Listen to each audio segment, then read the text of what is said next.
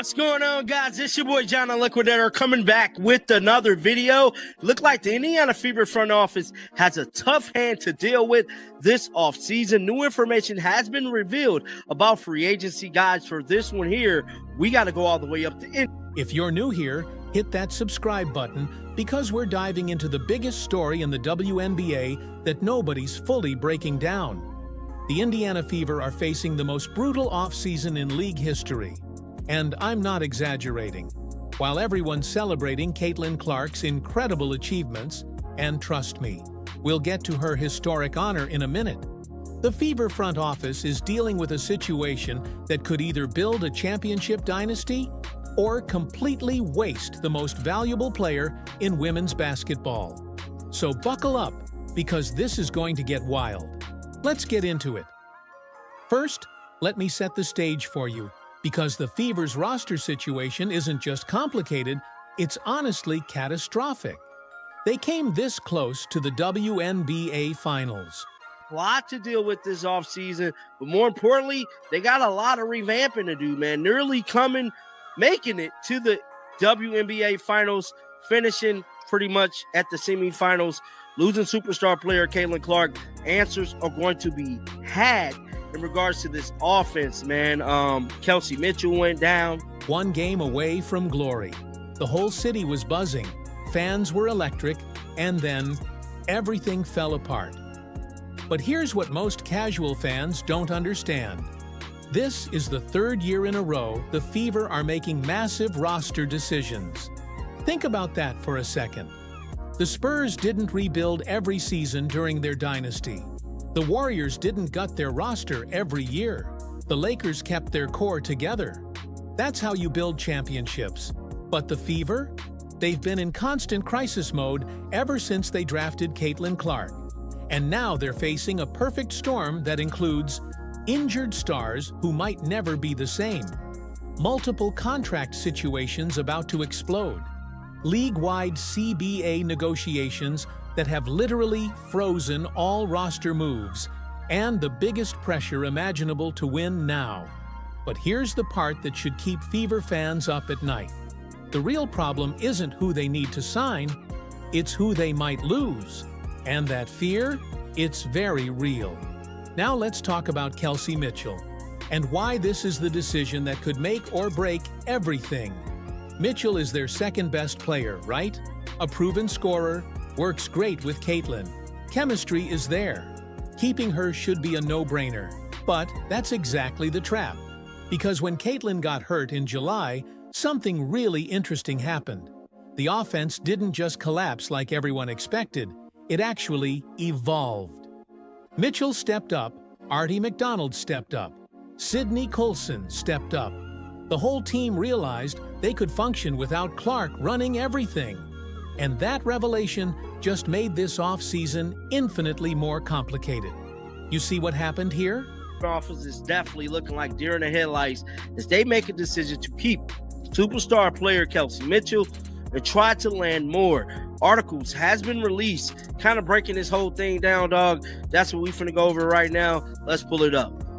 The Fever accidentally proved to Kelsey Mitchell that she doesn't need Caitlin Clark. She can be the star. She can be the #1 option. And notice how the narrative shifted in the media during that time. Suddenly it became, thanks to the Fever's willpower, Kelsey Mitchell's brilliance, Aaliyah Boston's dominance. What name is missing? Caitlin Clark. This isn't an accident, people. When the media starts telling a story where your team succeeds without your superstar, you've just created a massive leverage problem. Because now, if Mitchell believes she proved she can carry a team, what's stopping her from demanding max money that the Fever might not be able to afford, or testing free agency where teams like Dallas, New York, or LA would make her their primary option, not their second fiddle? The Fever built everything around Caitlin Clark, but they accidentally created a situation where their second star might not want to be second anymore.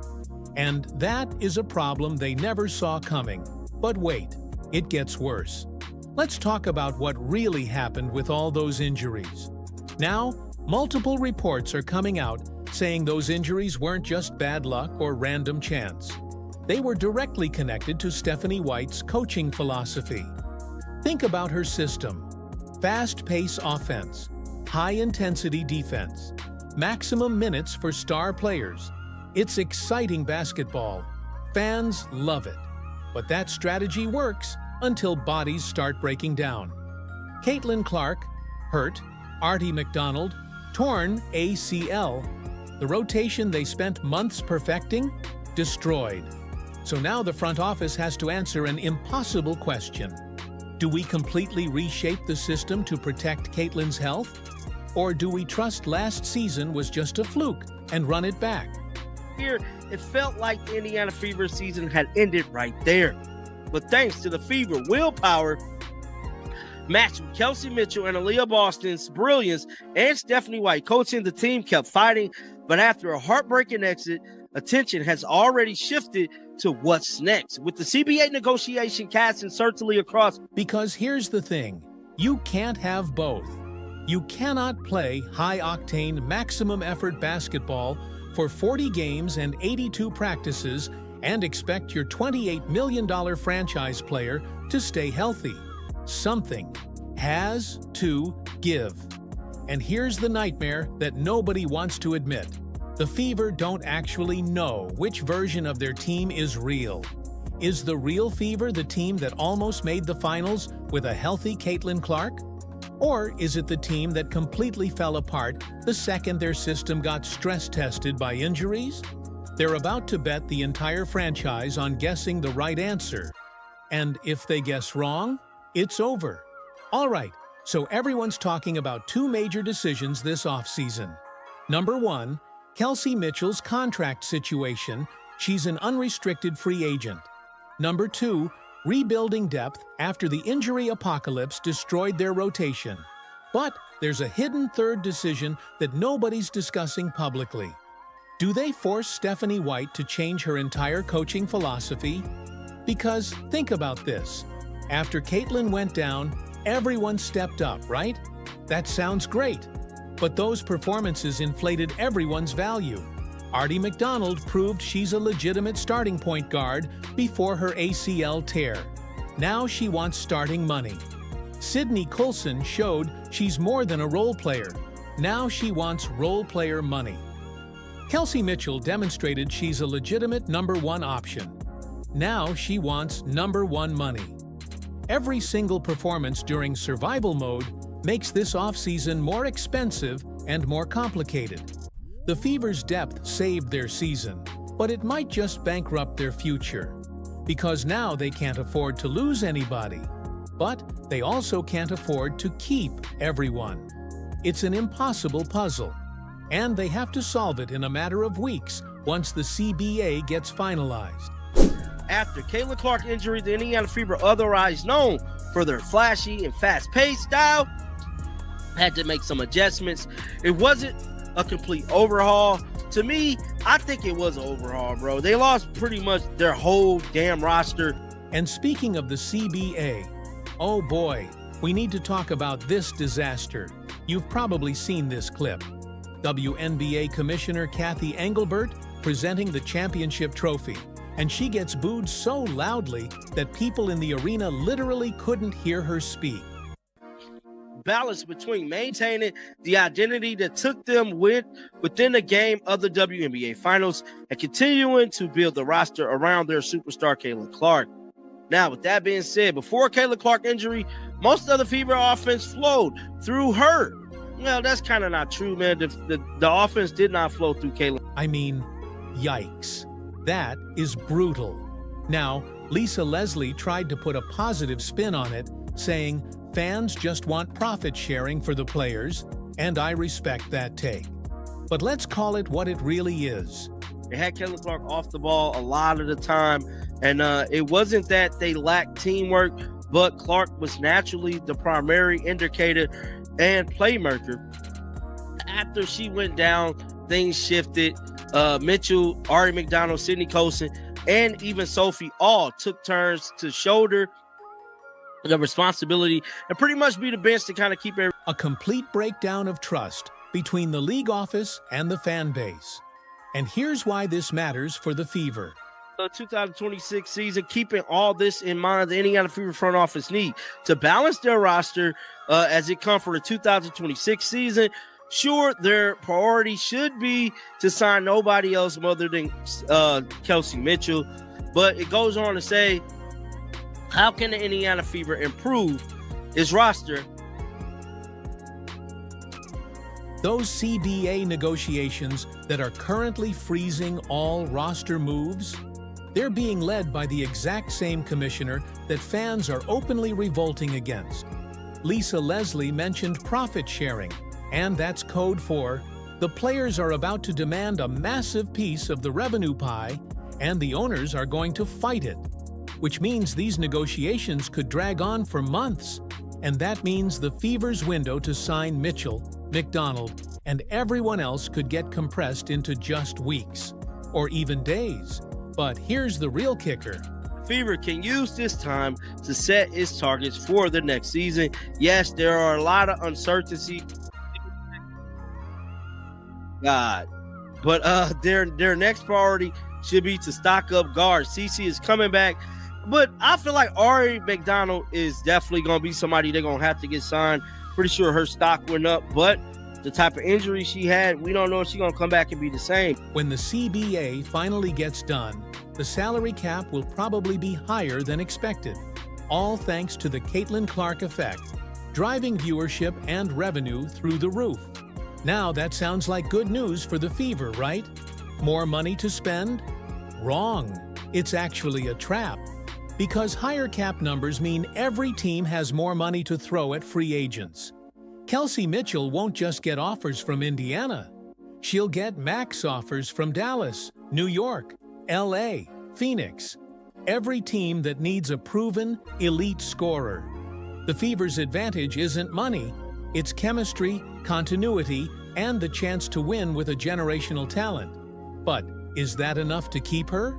We're about to find out. Now, let's talk about what just happened with Caitlin Clark.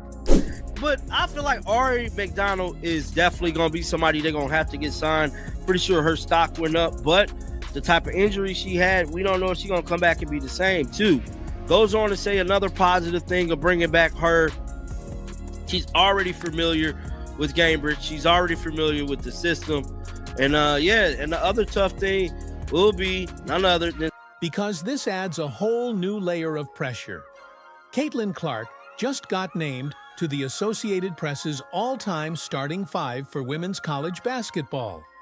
Cheryl Miller, Candace Parker, Brianna Stewart, Diana Taurasi, and Caitlin Clark. That's not just an honor, that's legendary status. She absolutely deserves it. She transformed the game, broke the all-time scoring record, put women's basketball on a level we've never seen before. So, as you guys can see here, Caitlin Clark was named to AP's all-time starting five of women's college basketball players, along Cheryl Miller, Candace Parker, Brianna Stewart, and Diana Taurasi. A lot of people probably going to be mad about this. I believe this is big time for Caitlin because she truly is one of them ones. She's transitioned the game in so many ways, and this is definitely... But here's what that really means for the Fever front office. Caitlin's college legacy is secure. She's already on the Mount Rushmore of women's college basketball. That's done. That's history. But her WNBA legacy? That's still being written. And if the Fever screws up this offseason, if they lose Kelsey Mitchell, if they fail to build proper depth around her, if they can't keep players healthy, Caitlin Clark's professional career becomes a what-if story. Think about all the legendary players whose careers were defined by what could have been. The Fever cannot let that happen. Lisa Leslie told it like it was. And let's listen to what Lisa Leslie said about Kathy. And the trophy, and it's Kathy Engelbert, the commissioner. And when she announces her, she is handedly, loudly booed. And for those in the arena, they said they couldn't even hear her. Wow. WNBA Commissioner Kathy Engelbert. Thank you, Holly. Well, we're here today to celebrate a champion Thank you to all the fans. Phoenix had a great run to get here. And I just want to congratulate the Aces on a performance. 2025 WNBA chip. For me, it's the players' faces. Like recognizing what's going on. She did well, though. She kept her cool. She finished what she had to say, and she was strong in that moment because that was serious and that was loud. I don't even think I realized it was that loud. I do feel bad for Kathy because nobody wants to experience not being a well-liked commissioner of any league. The other flip side to it was in response to the fans really supporting the players. It's kind of cool because we know that the fans are listening and they're paying attention and they see that these rafters are full all the way to the top, that they're sellouts, and they want for the players to reap the benefits also. So you think about the CBA and you think about, I think one of the most important things is profit sharing. I think that's going to be important because fans want to know that these players are being paid also and that they're sharing in the success of all of the hard work that everybody did. You know, nobody wants negative stuff, whether it's in real life or on social media.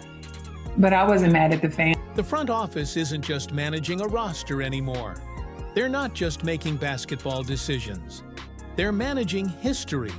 They're deciding whether Caitlin Clark becomes the face of a dynasty or the greatest talent the WNBA ever wasted.